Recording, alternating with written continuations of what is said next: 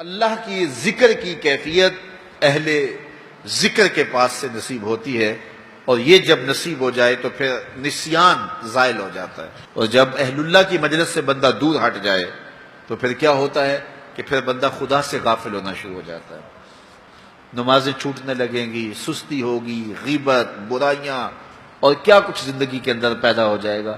وہ کسی زمانے میں ایک گاؤں کے مولوی صاحب کے بارے میں یہ خبر پہنچی کہ انہوں نے اسلام کو چھوڑ دیا ہے اور عیسائیت قبول کر لی۔ تو جو قریبی شہر کے علماء تھے انہیں بڑی تشویش ہوئی، تو علماء کا ایک گروہ ان کے پاس گیا اور جا کے کہا، حضرت ماجرا کیا ہوا؟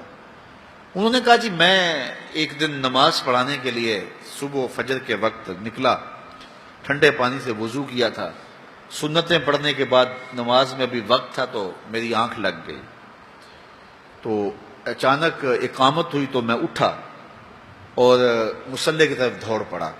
پھر مجھے خیال آیا کہ میں تو وضو کرنا ہے، لیکن میں مصلی پہ کھڑا ہو چکا تھا، اب یہاں مصلی چھوڑ کے جاؤں تو نمازی کوسیں گے کہ پہلے کہاں گیا ہوا تھا۔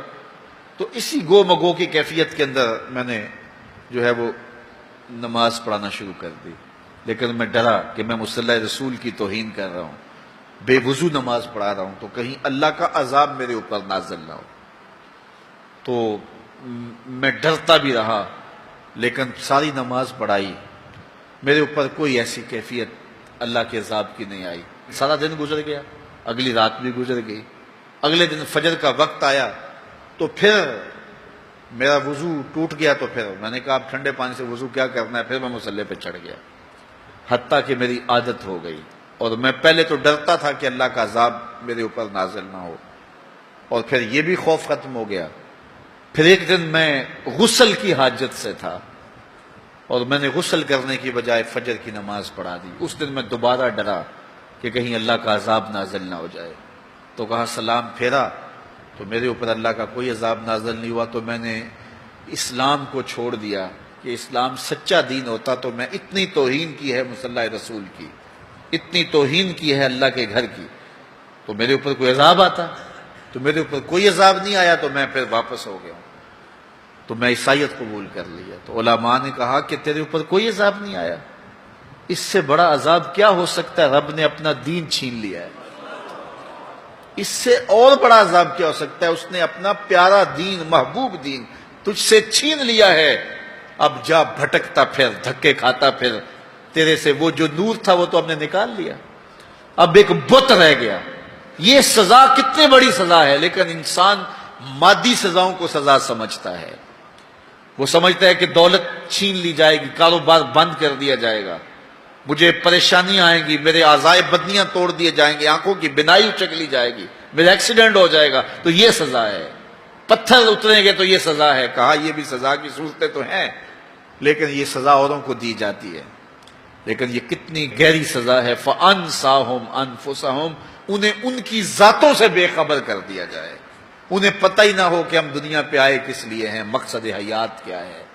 ساری زندگی یوں گزار کے چلے گئے جس طرح ایک جانور گزار کے چلا جاتا ہے، کھایا پیا سویا آرام کیا چلے گئے، صرف اپنی خواہشات نفس کی تکمیل میں زندگی گزار دی۔ وہ تجھے اشرف بنایا ہے، تیرے سینے میں دھڑکتا دل رکھا ہے، تجھے اس نے اپنی امانتوں کا امین بنایا ہے، تو یہ بوجھ اٹھا کے چل پھر رہا ہے، اور اگر اس نے اس کو اتار دیا تو پھر یہ بہائم اور چوپایا ہو گیا۔ اولئک کالانعام بل ہم اضل، فرمایا یہ چوپایا ہے، چوپائے سے بھی بدتر ہے، اس سے بھی آگے چلا گیا۔ تو اس لیے جب اس سے وہ دولت ہی چھین لی گئی تو اس کے پلے باقی کیا بچا؟ تو اللہ مجھے اور آپ کو توفیق دے کہ مقصد زندگی ہمارے ہاتھ میں آ جائے، جس لیے ہماری تخلیق ہوئی ہے، اللہ کی معرفت حاصل کر وہ دولت ہمارے ہاتھ آ جائے۔ اگر وہ دولت نہیں ہے تو ساری زندگی برباد گزر گئی۔